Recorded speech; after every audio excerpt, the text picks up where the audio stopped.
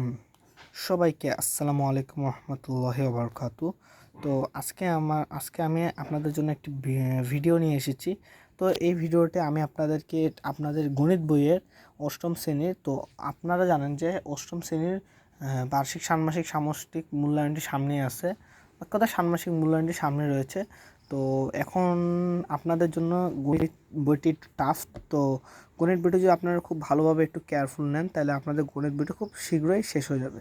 তো আমি আজকে আপনাদের যে ক্ষুদ্র সঞ্চয় ভবিষ্যৎ গড়ি এই অধ্যায়টি সম্বন্ধে কিছু ধারণা দিব এবং নিব। তো এইখানে টোটাল যদি দেখতে যান, প্রথমত হচ্ছে অভিজ্ঞতার শিরোনাম, গাণিতিক অনুসন্ধান, দৈনন্দিন কাজে বাস্তব সংখ্যা, ঘনবস্তুতে দ্বিপদী ও ত্রিপদী রাশি খুঁজি, ক্ষুদ্র সঞ্চয় ভবিষ্যৎ গড়ি। তো এই ক্ষুদ্র সঞ্চয় ভবিষ্যৎ গড়ি অধ্যায়টাই পর্যন্ত আমাদের এই ষান্মাসিক সামষ্টিক মূল্যায়নটি হবে, আর এরপরে অধ্যায়গুলো বার্ষিক হবে। তো এই বছর টোটাল 2টি পরীক্ষা হবে ক্লাস 8-এর। তো ক্ষুদ্র সঞ্চয় ভবিষ্যৎ গড়ি ওই অধ্যায়টা পর্যন্ত কি এই টার্মটা হবে। তো এখন আমরা অধ্যায় চলে যাবো 71 পৃষ্ঠা। তো 71 পৃষ্ঠাতে যাচ্ছি। সো ক্ষুদ্র সঞ্চয় ভবিষ্যৎগুলি এ অধ্যায়ে আমরা শিখতে পারবো সরল মুনাফা, চক্রবৃদ্ধি মুনাফা, লাভ এবং ক্ষতি। তো এই ভিডিওটা আমি আপনাদেরকে কিছুটা ধারণা দিব, আর বাকি ধারণাটুকু আমি আপনাদের জন্য আরেকটি ভিডিও বানাবো, সেই ভিডিওতে আমি সব ম্যাথগুলো করে দিব। তো ক্ষুদ্র সঞ্চয়ের মাধ্যমে ভবিষ্যৎ উন্নয়নের জন্য আমাদের শিক্ষার্থীদের স্কুল ব্যাংকিংয়ে উৎসাহিত করা হয়েছে।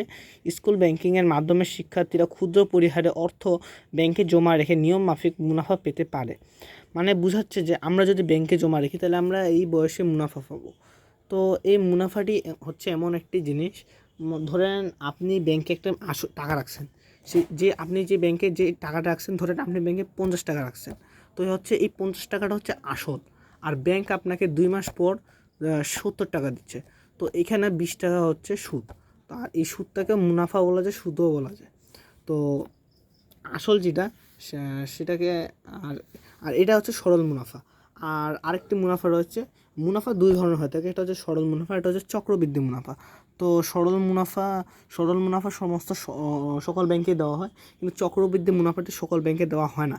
কারণ চক্রবৃদ্ধি মুনাফাটা যদি সকল ব্যাংকে দেওয়া হতো, তাহলে আজকে মানুষজন কোনো কাজ করতো না, এবং আজকে খালি টাকায় টাকা হতো। আর চক্রবৃদ্ধি মুনাফা হচ্ছে এমন এক ধরনের মুনাফা, যে মুনাফা আপনি যদি 100 টাকা ব্যাংকে রাখেন, আপনাকে ব্যাংক না হলে 1 মাস পরে সেই মুনাফাটি ঘুরে না হলেও 10,000 হয়ে যাবে। এটাকে বলা হয় চক্রবর্তী মুনাফা। তো চক্রবর্তী মুনাফা দেখেন, আজকে যদি ব্যাংকগুলো যে চক্রবর্তী মুনাফা করতো, তাহলে কি আজকে লোকজন কাজ করতো? জি না, লোকজন কোনো রকমের কাজ করতো না, খালি লোকজন টাকা কামাইতো। এই জন্য জাতিসংঘ থেকে চক্রবৃদ্ধি মুনাফাটাকে ব্যান্ড করে দেওয়া হয়, অর্থাৎ বন্ধ করে দেওয়া হয়। যদি চক্রবৃদ্ধি মুনাফাটা চলতো, তাহলে আজকে আমরা ভাত খেতে পেতাম না, কৃষকরা কাজ করতো না, খালি সবাই খালি টাকা কামাইতো। আর টাকা কামাইলে তো খালি হবে না, আমাদের কর্মসংস্থানও যোগ দিতে হবে, প্লাস টাকাও কামাইতে লাগবে। সো চক্রবৃদ্ধি মুনাফাটাকে এই কারণে ব্যান করেছে। কিন্তু আমাদের অঙ্কের জন্য আমাদেরকে দুটোই শিখতে লাগবে, কারণ আমরা শিখার কাজে শিখবো আর নিয়মের কাজে নিয়ম। তো শিখার ক্ষেত্রে যেহেতু দুটাই শিখতে লাগবে, তাহলে আমরা দুইটাই শিখবো। তো এখানে একটু অঙ্ক দিয়েছে সাধারণ কিস্তি। তো কিস্তি এমন একটা জিনিস যে মাসে হয়, সপ্তাহে হয়। তো আপনি মনে করেন একটা জায়গা থেকে লোন নিছেন অথবা টাকা নিছেন, তো সেই টাকা আপনাকে সপ্তাহে পরিশোধ করতে হতে পারে, অথবা মাসেও পরিশোধ হতে পারে। তো এটাকে কিস্তি বলে। আচ্ছা, প্রথম মাসে জমা, একটি প্রশ্ন এসে, প্রথম মাসে সান্তার জমা কত, দ্বিতীয় মাস শেষে সান্তার মোট জমা কত হবে, এবং তৃতীয় মাস শেষে সান্তার মোট জমা কত হবে। আচ্ছা, তো আমরা ধরি সান্তার প্রতি মাসে 200 টাকা করে জমা দিচ্ছে, প্রতি মাসে 200 করে জমা হচ্ছে। তো এখানে অঙ্কটা দেখেন, এখানে আমি একটা অঙ্ক করছি। প্রথম মাসে জমা 100 যোগ 200, 300 টাকা। সাপোজ ওর হিসাবটা হচ্ছে যে ও প্রতি মাসে দেখেন এখানে যে 100 টাকা আছে, এটা হচ্ছে আসল, মানে এটার আসল টাকা। পরবর্তীতেও আরও 200 টাকা দিচ্ছে, মানে এই দুটাই হচ্ছে আসল। 100 যোগ 200 = 300 টাকা।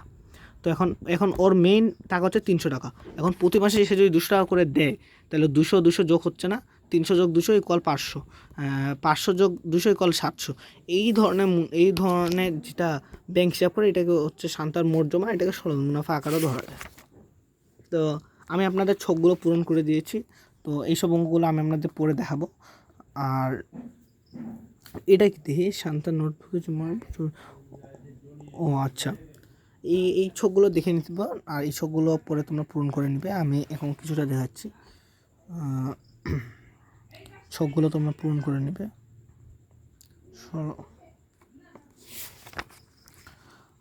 আর হ্যাঁ, এটা হচ্ছে সূত্র, মুনাফা ইকুয়াল আসল ইন্টু মুনাফার হার ইন্টু সময়। আর এখানে কিছু অঙ্ক দিয়েছি, এই অঙ্কগুলো করবে, এরপরে ক্লাসে আমি অঙ্কগুলো করে দিব। আর এখানে আমি তোমাদের ছকের যেসব অঙ্ক দরকার সেসব অঙ্কগুলো আমি করে দিয়েছি। তো অঙ্কগুলো তোমরা দেখতেই পারছো। সো আর এই অঙ্কটা এইটা নিয়ে আমি আরেকটা ভিডিও করবো। এটা একটু টাফ জিনিস, এটা তোমাদের সোজা লাগবে অনেকটা, তো বুঝাই দিব, সমস্যা নেই। এই অধ্যায়টা কিন্তু তোমরা যদি বুঝো তাহলে কিন্তু অধ্যায়টা অনেক সোজা, আর যদি না বুঝো অধ্যায়টা কিন্তু একটু কঠিন লাগবে। তোমার বলবো অধ্যায়টা সোজাই আছে, কঠিন নেই তেমন। তোমাদের সুবিধার্থে আমি খালি অঙ্কগুলো খালি করলাম আর কি। সো আর এখানে আছে লাভ কি ক্ষতি কি। লাভ ক্ষতি তো তোমরা সবাই শুনলেই বুঝা পাচ্ছ। তো অঙ্কের ভাষা আর কি, যেটা লাভ মানে কি, তুমি কোনো ব্যবসা শুরু করছো, ব্যবসার টাকার চেয়ে বেশি লাভ করতেছো, এটাকে লাভ বলে। আর ক্ষতি হলো ক্ষতি, এটা বুঝো। কিন্তু গণিতের ভাষায় আমরা একটা সংজ্ঞা আছে, লাভ কি, ক্রয় মূল্যের চেয়ে বিক্রয় মূল্য বেশি হলে তাকে লাভ বলে। আর ক্ষতি কি, ক্রয় মূল্যের চেয়ে বিক্রয় মূল্য কম হলে তাকে ক্ষতি বলে। এই দেখেন একটা সূত্র আছে, লাভ ইকুয়াল বিক্রয় মূল্য মাইনাস ক্রয় মূল্য, ক্ষতি ইকুয়াল ক্রয় মূল্য মাইনাস বিক্রয় মূল্য। আচ্ছা, এখানে অঙ্কগুলো দেখেন, আমরা করে নেবেন অঙ্কগুলো। এখানে আমরা দেখতে পাচ্ছি হচ্ছে বাজারের ছবি, বাজারে লোকজন ক্রয় বিক্রয় করতেছে। তো আজকের ভিডিওটা আপনাদের এই পর্যন্ত। ভিডিওটি ভালো লাগলে অবশ্যই লাইক কমেন্ট শেয়ার করবেন এবং আমাদের পাশে থাকবেন। নেক্সট ভিডিওটি পাওয়ার জন্য আমাদের অবশ্যই বেল আইকনটি বাজিয়ে রাখবেন। সকলকে আসসালামু আলাইকুম রহমতুল্লাহি ওয়া বারাকাতুহু, এবং সকলের কুরবানি ঈদের এবং ঈদুল আজহার অগ্রিম শুভেচ্ছা এবং অভিনন্দন রইল। ধন্যবাদ সকল।